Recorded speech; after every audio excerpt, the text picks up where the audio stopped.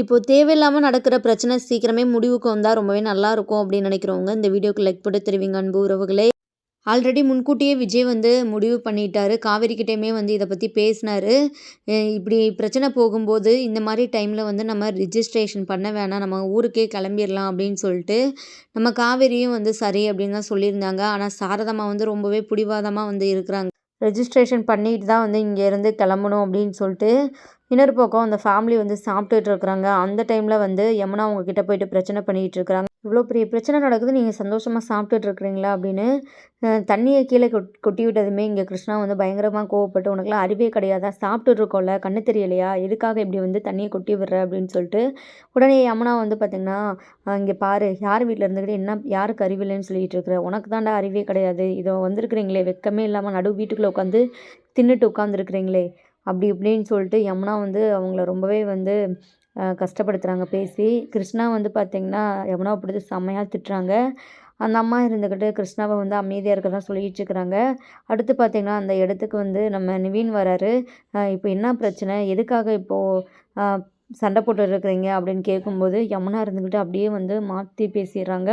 இல்லை தெரியாமல் இந்த இந்த பக்கம் வரும்போது நான் வந்து தண்ணியை கொட்டி விட்டுட்டேன், ஏதோ நான் வேணும்னே பண்ண மாதிரி என்னை ரொம்பவே ஒரு மாதிரி பேசுகிறான் அப்படின்னு வந்து சொல்கிறாங்க. யமுனா வந்து வேணும்னே பண்ணது அந்த கிருஷ்ணாவுக்கு தெரியும். அதனால் வந்து யமுனாவை அப்படியே பார்த்து முறைச்சிட்ருக்கிறாரு. இதை பார்த்த நிவினுக்கு கோவம் வந்து கிருஷ்ணாவை பார்த்து கிருஷ்ணாவை அடிக்கிறதுக்காக போகிறாரு. இங்கே பாரு, என் முன்னாடியே நீ என்ன யமுனாவை பார்த்து முறைக்கிறியா, நானும் பொறுமையாக இருக்கிறேன், சரி தேவையில்லாத பிரச்சனை வேணாம் அப்படின்னு அமைதியாக இருந்தால் ரொம்ப தான் ஓவராக பண்ணிகிட்ருக்கிறீங்க அப்படின்னு சொல்லிட்டு, இனி எதுனாலும் பிரச்சனை பண்ணேன்னா உன்னை சும்மாவே விட மாட்டேன். நிவின் வந்து ரொம்பவே கோவமாக பேசிட்டு யமுனாவை கூப்பிட்டு வா யமுனா போகலாம் அப்படின்னு சொல்லிட்டு போயிடுறாரு. இங்கே கிருஷ்ணா வந்து ரொம்பவே கோவத்தோடு நிற்கிறாரு. அவங்க அம்மா இருந்துக்கிட்டு, கிருஷ்ணா தேவையில்லாத எந்த பிரச்சனையும் வேணாம், அவங்கக்கிட்ட நம்ம பிரச்சனை பண்ணுறதுக்காக இங்கே வரல அப்படின்னு சொல்லிட்டு வந்து சொல்லிட்டு இருக்கிறாங்க. அடுத்து பார்த்தீங்கன்னா இங்கே எல்லாருமே முடிவு பண்ணி ரெஜிஸ்ட்ரேஷனுக்கு தான் வந்து கிளம்புறாங்க. கண்டிப்பாக நம்ம ரெஜிஸ்ட்ரேஷனுக்கு போகிறேன்னு சொன்னால் கண்டிப்பாக இவங்க வந்து நம்மளை வந்து போக விட மாட்டாங்க. இவங்கக்கிட்ட நம்ம பொய் சொல்லிட்டு தான் போகணும் அப்படின்னு சொல்லிட்டு பேசி வச்சுட்டு, இங்கே நம்ம கா காவேரி வந்து இந்த மாதிரி நாங்கள் வெளியே போக போகிறோம், நீங்கள் வெளியே இருங்க அப்படின்னு வந்து சொல்கிறாங்க. நாங்கள் எதுக்காக வெளியே போகணும், இது எங்களோட வீடு அப்படின்னு சொல்லிட்டு அவங்க வந்து பேசவுமே இங்கே சாரதாம்மாவுக்கு ரொம்ப வெறியாயிருது. அவங்கக்கிட்ட பார்த்திங்கன்னா பிரச்சனை பண்ண ஆரம்பிச்சுறாங்க. அப்புறம் நம்ம விஜய் இருந்துக்கிட்டு அவங்கக்கிட்ட நிதானமாக வந்து பேசுகிறாங்க. இங்கே பாருங்கள், ஒரு 2 மணி நேரம் தான், எங்களுக்கு முக்கியமான ஒரு வேலை இருக்குது, நாங்கள் முடிச்சுட்டு வந்ததுக்கப்புறம் நீங்கள் வீட்டுக்குள்ளே வந்துக்கோங்க, அது வரைக்கும் நீங்கள் போயிட்டு வெளியே வெயிட் பண்ணுங்கள் அப்படின்னு வந்து சொல்கிறாங்க. இங்கே முத்துமலர் இருந்துக்கிட்டு, தம்பி நீங்களே வெளியே பாருங்கள் எவ்வளோ குளிராக இருக்குது, எப்படி இந்த குளிரில் போயிட்டு எங்களால் இருக்க முடியும், நாங்களாம் போக முடியாது அப்படின்னு வந்து சொல்லிடுறாங்க. இதனால நம்ம சாரதாம்மா ரொம்பவே டென்ஷன் ஆகிட்டு, ஒழுங்கு மரியாதையாக போயிரு, அவ்வளோதான், என்னை பொல்லாதவளா ஆக்காத அப்படின்னு சொல்லிட்டு நம்ம சாரதாம்மா வந்து கத்துறாங்க. இங்கே விஜய் காவேரி வந்து சாரதாம்மா சமாதானப்படுத்துகிறாங்க, கொஞ்சம் பொறுமையாக இருங்க அப்படின்னு சொல்லிட்டு.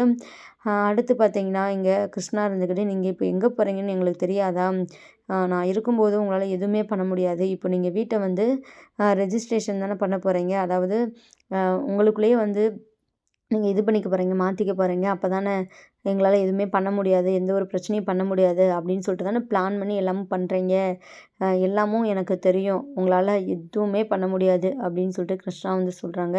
அதை கேட்டதும் எல்லாருக்கும் ரொம்பவே அதிர்ச்சி ஆகுது. என்ன எங்கள் வீட்டில் நாங்கள் என்ன வேணால் பண்ணுவோம், உனக்கு என்ன, நீ இதிலெல்லாம் தலையிடக்கூடாது அப்படின்னு சொல்லிட்டு நம்ம சாரதாம்மா வந்து சொல்கிறாங்க. இங்கே பாருங்கள், உங்களால் என்னை மீறி எதுவுமே பண்ண முடியாது அப்படி கோர்ட்லேருந்து கொடுத்தா ஸ்டே அப்படின்னு சொல்லிட்டு ஃபார்மை வந்து காட்டுறாரு. அதை நம்ம விஜய் வந்து வாங்கி பார்க்குறாரு. கரெக்டாக பக்காவாக எல்லாம் இருக்குது. எல்லாருமே அதை பார்த்து ரொம்பவே அதிர்ச்சி ஆகுறாங்க. என்ன இப்போவாச்சும் புரிஞ்சதா, இனி இன்னமும் உங்களால் எதுவுமே பண்ண முடியாது அப்படின்னு சொல்லிட்டு ரொம்பவே திமிரா கிருஷ்ணா பேசவும் இங்கே நம்ம சாரதாம்மாவுக்கு ரொம்பவே கொந்தளிச்சு போயிடுறாங்க. கோவத்தில் பார்த்தீங்கன்னா இங்கே இந்த 3 பேரையுமே பார்த்தீங்கன்னா தரன்னு இழுத்துட்டு போய் வெளியே விட்டுறாங்க. முத்துமலர் எவ்வளவோ கத்துறாங்க, ஏன் இப்படி பண்ணுறீங்க, கொஞ்சம் கூட மனச்சாட்சியே இல்லாமல் நடந்துக்கிறீங்களே அப்படின்னு சொல்லிட்டு. யாருக்குடி மனச்சாட்சி இல்லை, உங்களுக்கு தான் கொஞ்சம் கூட மனச்சாட்சி இல்லாமல் என் வாழ்க்கையை இப்படி கெடுத்துட்டு இருக்கிற இந்த ஒரு வீட்டையும் பங்கு போடலான்னு சொல்லிட்டு வந்துட்டீங்க அப்படின்னு சொல்லிட்டு ரொம்பவே கோவத்தோட கத்துறாங்க. இங்கே நம்ம சாரதாம்மாவை வந்து எல்லாருமே வந்து சமாதானப்படுத்துகிறாங்க, ஏன் இப்படி பண்ணுறீங்க அப்படின்னு சொல்லிட்டு, நீங்கள் எல்லோரும் அமைதியாக இருங்க, எதுவுமே பேசாதீங்க, இவங்ககிட்டலாம் நம்ம நல்ல விதமாக வந்து பொறுமையாலாம் பேசினா எதுவுமே ஆகாது அப்படின்னு சொல்லிட்டு இங்கே கதவையுமே க்ளோஸ் பண்ணிடுறாங்க. சாரதாம்மா ரொம்ப ரொம்ப கதறி அழ ஆரம்பிச்சுறாங்க. இப்போ நான் என்ன பண்ண போறேன்? இந்த வீட்ட வந்து காவேரி பேருக்கு வந்து மாத்திட்டு நம்ம நிம்மதியா நம்ம வேலைய பார்க்கலாம்னு நெனச்சா, இப்போ இவ்ளோ பெரிய பிரச்சனை வந்து நிக்குதே! அப்படின்னு சொல்லிட்டு நம்ம சாரதாம்மா ரொம்பவே உடைஞ்சு போய் அழ ஆரம்பிச்சுறாங்க. விஜய் சாரதாம்மா கிட்ட வந்து பேசுறாங்க. "அத்தை நீங்க கவலைப்படாதீங்க. இந்த மாரிலாம் நீங்க டென்ஷன் ஆகுனா உங்க உடம்புக்கு என்ன ஆகும்?"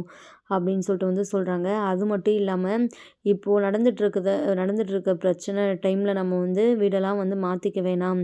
கோர்ட்ல இருந்து வேற அவங்க வந்து இந்த மாரி எதுவுமே பண்ணக்கூடாது அப்படின்னு சொல்லியிருக்கிறாங்க. அது மட்டும் இல்லாம இவங்க வந்து தனியாலாம் வந்து எதுவுமே பண்ற மாதிரி இல்ல. இவங்களுக்கு பின்னாடி ஒரு ஆள் இருக்கிறாங்க. அது மட்டும் நல்லாவே வந்து தெரியுது. ஏன்னா, வந்த ஒரு நாளே இவ்ளோ பெரிய ஒரு விஷயத்தலாம் பண்ணவே முடியாது.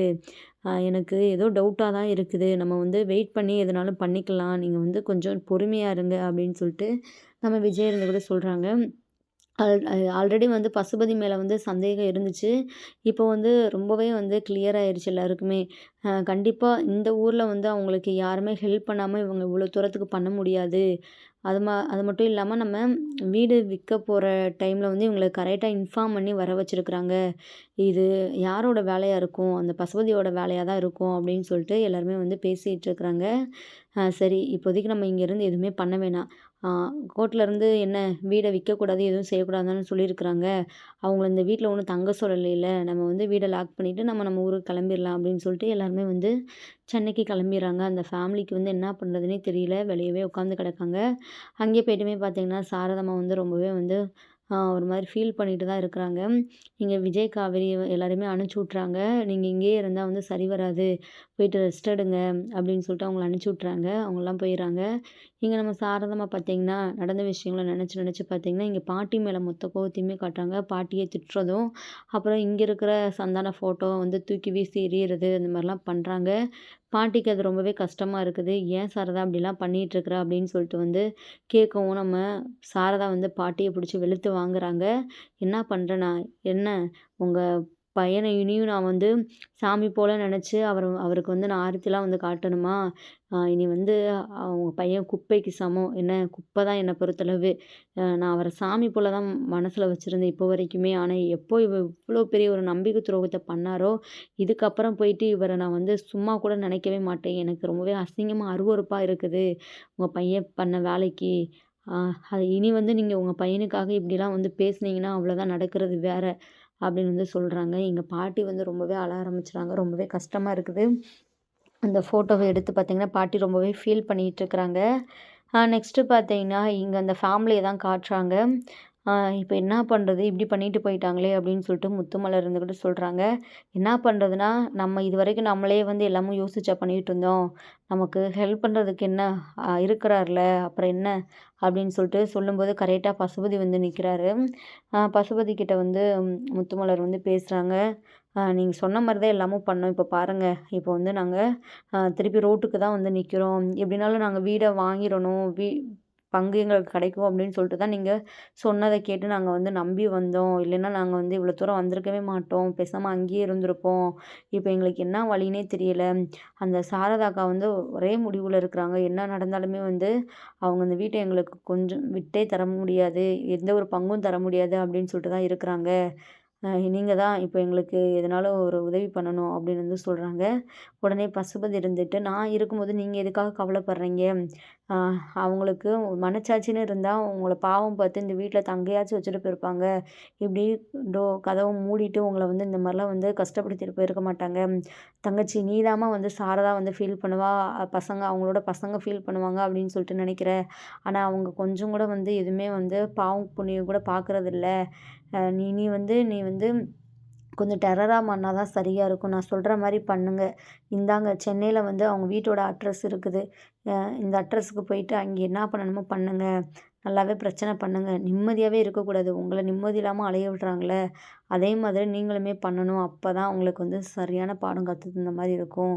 அப்படின்னு சொல்லிட்டு வந்து சொல்றாங்க. பசுபதி சொல்றத கேட்டு இங்க முத்துமலர் தயங்குறாங்க. "அண்ணே இதெல்லாம் சரியா இருக்குமா? அங்கே போனா வந்து எதுவும் பிரச்சனையாகாதா?" அப்படின்னு வந்து சொல்றாங்க. "இங்க பாரும்மா, நீ எதுக்காக பயந்துட்டு இருக்கிற? அப்படி எதனாலும் ஒரு பிரச்சனை ஆச்சுன்னா அண்ணனுக்கு ஒரு ஃபோன் போடு. அண்ணன் வந்து நிப்பேன்.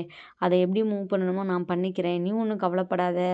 அண்ணேன்னு நான் உனக்கு இருக்கிற வரையும் உனக்கு எந்த ஒரு கஷ்டமும் நான் வரவிட மாட்டேன். இப்ப என்ன உனக்கு பணம் தானே தேவை. ஏதோ இந்தா வச்சுக்கோ, இப்போதைக்கு வந்து இத நீங்க செலவுக்கு வச்சுக்கோங்க. சீக்கிரமே வந்து நீங்க எதுக்காக இங்க வந்தீங்களோ அது எல்லாமும் நல்லபடியா முடிஞ்சிரும் அப்படின்னு வந்து சொல்றாங்க. எங்க முத்துமலரும் அவங்க ஃபேமிலியும் வந்து ரொம்பவே சந்தோஷப்படுறாங்க. உண்மையாவே உங்கள மாரி ஒரு ஃப்ரெண்ட் எங்க வீட்டுக்காருக்கு கிடைக்கிறதுக்கு ரொம்பவே நாங்க குடுத்து வச்சிருக்கணும். இப்படி நீங்க இருந்துமே அவர விட்டுட்டீங்களேன்னு அப்படின்னு வந்து சொல்றாங்க. இங்க பசுபதி அப்படியே வந்து அப்படியே மொத்தத்தையும் மாத்தி வந்து பேசுறாரு. எங்கம்மா நான் வந்து சந்தானத்த உயிரா தான் நெனச்சேன். அ அவனுமே வந்து என் மேல அவ்வளோ பாசமா இருந்தான். எல்லாம் இந்த அவரோட குடும்பம் தான் அவர வந்து கொன்னுட்டாங்க. அவர நிம்மதியாவே விடல. எப்ப பார்த்தாலும் பணம், பணம், பணம்னு சொல்லிட்டு அவர போட்டு டார்ச்சர் ரொம்ப அவனே என்கிட்ட பல டைம் அழுதுருக்கிறான். அவங்க பக்கத்துல இருக்கணும்னு கூட நெனச்சதே இல்லையாம் அவர. அவன் என் ஃப்ரெண்டு ஒவ்வொரு டைமும் சொல்லி சொல்லி அழுவான். கேட்கும்போது எனக்கே ரொம்பவே வேதனையா இருக்கும். அதனால தான் எல்லாரும் சேர்ந்து இவன வந்து அப்படியே இது பண்ணியே டார்ச்சர் பண்ணியே கொன்னுட்டாங்க அப்படின்னு சொல்லிட்டு வந்து சொல்றாங்க. இத கேட்டதும் முத்துமலர் பார்த்தீங்கன்னா, பயங்கர அதிர்ச்சி ஆகுறாங்க. என்னண்ணே என்ன சொல்றீங்க? அட ஆமாம்மா, இப்போ அவங்களுடைய சும்மா நடிப்பு தான். ஆம் சந்தானம் மேல பாசம் வச்சிருக்கிற மாரி, சந்தானம் சாகுறதுக்கே இவங்க தான் காரணம். அவங்க மேல போயிட்டு நீ பரிதாபப்படுறியே அப்படின்னு வந்து சொல்றாங்க. இது முன்னாடி வரையும் அவங்கள நான் கஷ்டப்படுத்தக்கூடாது. ஏன்னா, ஆ ச அவர் மேல வந்து அவங்க உயிரா இருக்கிறாங்க. அதேமாரி அவருமே இவங்க மேல வந்து அவ்வளோ பாசமா இருக்கிறாங்க. அப்படிதான் நெனச்சேன். ஆனா இவ்வளோ பெரிய விஷயம் வந்து எனக்கு இருக்குன்னு தெரியாது. இனி வந்து நான் உங்கள நிம்மதியாவே விடமாட்டேன். அவங்களால தான் என் வீட்டுக்காரர் உசுரு போயிருந்துச்சுன்னா, கண்டிப்பா அவங்கள நான் நிம்மதியாவே வாழ விட மாட்டேன் அப்படின்னு சொல்லிட்டு முத்துமலர் இருந்துகிட்டு சொல்றாங்க. சரிம்மா தங்கச்சி நீ கெளம்பு. ஆ இப்ப எடுத்திருக்க பாரு முடிவு. அதுதான் ரொம்பவே சரியான முடிவு அப்படின்னு சொல்லிட்டு பசுபதி இன்னுமே 1க்கு 2ஆ ஏத்தி விட்டு, அவங்கள எல்லாரையுமே வந்து அனுப்பி விடுறாரு. இங்க பசுபதி ரொம்பவே சந்தோஷமா இருக்கிறாரு. என்னவா வந்து அசிங்கப்படுத்துனீங்க? நான் தானே களத்துல இறங்கி எதுவுமே பண்ணக்கூடாது. நான் வந்து நல்லாவே தரமான ஆள தான் அனுப்பிச்சுட்ருக்கிறேன். இன்னும் நீங்க வந்து சாரதா நீலாம் வந்து சந்தோஷமாவே இருக்க முடியாது. அ நீ கடக்கிற ஒவ்வொரு நிமிஷமும் உனக்கு அப்படியே நரகம் மாதிரி தான் இருக்கும். அந்த அளவுக்கு பார்த்தீன்னா, நீ நம்பிக்கை வச்ச புருஷன் உன்னை ஏமாத்திட்டானே அப்படின்னு சொல்லிட்டு நீ வந்து அவ்வளோ வேதனைப்படுவ அப்படின்னு சொல்லிட்டு பசுபதி பார்த்தீங்கன்னா, அவ்வளோ சந்தோஷத்துல இருக்கிறாரு. நெக்ஸ்ட்டு பார்த்தீங்கன்னா, இங்க நம்ம காவேரி, விஜய் வந்து பேசுறாங்க. அம்மாவ இந்த மாரி டைம்ல எனக்கு தனியா விட்டுட்டு வர்றதுக்கே மனசே இல்லங்க. அப்படின்னு வந்து சொல்றாங்க. பேசாம நம்ம வந்து இந்த பிரச்சனைலாம் முடியிற வரைக்கும் அங்கேயே இருக்கலாமா? அப்படின்னு வந்து நம்ம விஜய் வந்து சொல்றாங்க. ஆனா நம்ம காவேரி இருந்துக்கிட்டு, இல்ல இது சரியா வருமா? இதனால நம்ம பாட்டி கோவப்பட மாட்டாங்களா? ஆல்ரெடி வந்து அவங்க வந்து கோவமா தான் இருக்கிறாங்க என் மேல. இப்போ வரைக்குமே அவங்க வந்து என்ன முழுசா ஏத்துக்கல. மறுபடியும் நான் வந்து எங்க வீட்டுக்கு உங்கள கூட்டிட்டு போயிட்டேன்னா, அவ்வளோதான் கண்டிப்பா அவங்க வந்து அ பிரச்சனை பண்ணுவாங்க. அப்படின்னு வந்து சொல்றாங்க. அதுக்காக என்ன பண்ண முடியும் காவேரி? அத்தைய இப்படி ஒரு நிலைமையில கண்டிப்பா விட முடியாது. நாளைக்கு இத பத்தி நம்ம வந்து பேசலாம் தாத்தா கிட்ட அப்படின்னு வந்து சொல்றாங்க. மறுநாள் பார்த்தீங்கன்னா, நடந்த எல்லா விஷயத்தையுமே வந்து தாத்தா, பாட்டி கிட்ட வந்து சொல்றாங்க. இப்படிலாம் பிரச்சனை போகுது அப்படின்னு சொல்லிட்டு. தாத்தா ரொம்பவே அதிர்ச்சி ஆகுறாங்க. காவேரிக்கு வந்து ஆறுதல் சொல்றாங்க. காவேரி இந்த மாரி டைம்ல நீ கண்டதெல்லாம் யோசிச்சு ஃபீல் பண்ணிட்டு இருக்காத. வந்த பிரச்சனைலாம் சீக்கிரமே வந்து பறந்து போயிரும். கவலைப்படாத அப்படின்னு வந்து சொல்றாங்க. நான் கொஞ்சம் ஸ்ட்ராங்கா தான் இருக்கேன் தாத்தா. ஆனா பாவம் அம்மா தான் ரொம்பவே நொறுங்கி போயிட்டாங்க. இந்த விஷயத்த அவங்களால கொஞ்சம் கூட ஏத்துக்கவே முடியல. அவங்கள பார்க்குறதுக்கே எனக்கு ரொம்பவே கஷ்டமா இருக்குது. அப்படின்னு வந்து சொல்றாங்க. உடனே விஜய் இருந்துக்கிட்டு அதுக்காக தான் தாத்தா இந்த பிரச்சனைலாம் முடியிற வரைக்கும் நாங்க வந்து இங்க அங்கே காவேரி வீட்லயே தங்கலான்னு சொல்லிட்டு இருக்கிறோம் அப்படின்னு வந்து சொல்றாங்க. உடனே பாட்டி இருந்துக்கிட்டு கத்த ஆரம்பிச்சுறாங்க. விஜய் என்ன நீ பாட்டுல என்ன வேணாலும் முடிவெடுக்கிறதா? அங்கெல்லாம் நீ போ வேணாம். வேணும்னா காவேரி போயிட்டு அவங்க அம்மா கூட இருக்கட்டும். நீ எதுக்காகடா போற? அப்படின்னு வந்து சொல்றாங்க. இங்கே ஆம்பளை ஆள் யாருமே இல்ல. குமரன் அண்ணாவும் வந்து ஊர்ல இருக்கிறாங்க. அவங்க வீட்ல இப்ப நான் தான் எல்லாமும் இருக்கணும். ஏன் அவங்களோட சின்ன மருமக இல்லையா? நிவினு அவன போயிட்டு இருக்க சொல்லு. நீ எல்லாம் போக வேணாம். பாட்டிக்கு மறுபடியும் எதனால ஆகும்னு நினைக்கிறியா விஜய்? அப்படின்னு வந்து சொல்றாங்க. இங்க நம்ம காவேரி இருந்துக்கிட்டு, "ஏங்க நீங்க எங்கேயும் வர வேணாம். நான் போயிட்டு இருந்துக்கிறேன். நீங்க இங்க இருங்க." அப்படின்னு வந்து சொல்றாங்க. இங்க ஆனா நம்ம விஜய் இருந்துக்கிட்டு, "அதெல்லாம் சரி வராது. நானும் உன் கூட வரேன்." அப்படின்னு வந்து சொல்றாங்க. "என்னமோ பண்ணுங்க." அப்படின்னு சொல்லிட்டு நம்ம பாட்டி வந்து சொல்லிட்டு கிளம்பிர்றாங்க. இங்க தாத்தா இருந்துக்கிட்டு, "விஜய் நீ வந்து இந்த மாரி டைம்ல அங்கே வந்து அவங்களுக்கு ஹெல்ப்பா இருக்கிறது தான் சரியா இருக்கும்." அப்படின்னு வந்து சொல்றாங்க. நெக்ஸ்ட்டு பார்த்தீங்கன்னா அந்த செகண்ட் ஃபேமிலி வந்து நிக்கிறாங்க. அதுவும் விஜயோட வீட்டுக்கு. இவங்க அப்பதான் கிளம்பலாம் அப்படின்னு சொல்லிட்டு வெளிய வராங்க. அவங்க பேக்கும் கையுமா வந்து நிக்கிறத பார்த்து காவேரி, விஜய் ரொம்பவே அதிர்ச்சி ஆகுறாங்க. எப்படி இவங்களுக்கு நம்ம அட்ரஸ் தெரியும்? அதுவும் கரெக்ட்டா வந்து நிக்கிறாங்களே அப்படின்னு சொல்லிட்டு, காவேரி புடிச்சு வந்து செம்மையா அவங்கள திட்டுறாங்க. "ஏய் உங்களுக்கெல்லாம் வெட்கமே வெட்கமே இல்லையா? அங்கே தான் வந்து பிரச்சனை பண்ணீங்கன்னு பார்த்தா, இப்போ இங்க சென்னைக்கு வந்து அதுவும் எங்க வீட்டுக்கே வந்து நிக்கிறீங்க.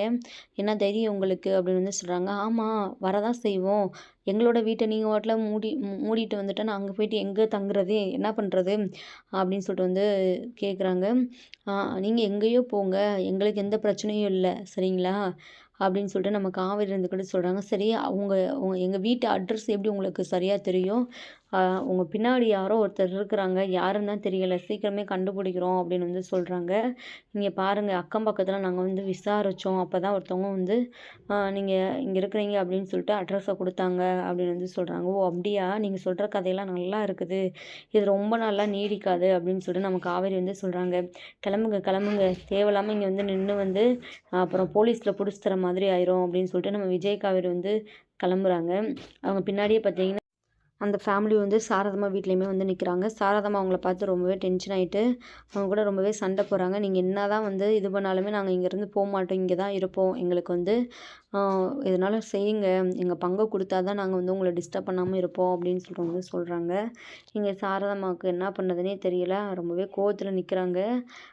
அடுத்து பார்த்தீங்கன்னா இவங்க இந்த ஃபேமிலிக்கு பின்னாடி யார் இருக்கா அப்படின்னு சொல்லிட்டு தெரிஞ்சுக்கிறதுக்காக நம்ம விஜய் நிவின் 2 பேருமே முடிவெடுக்கிறாங்க.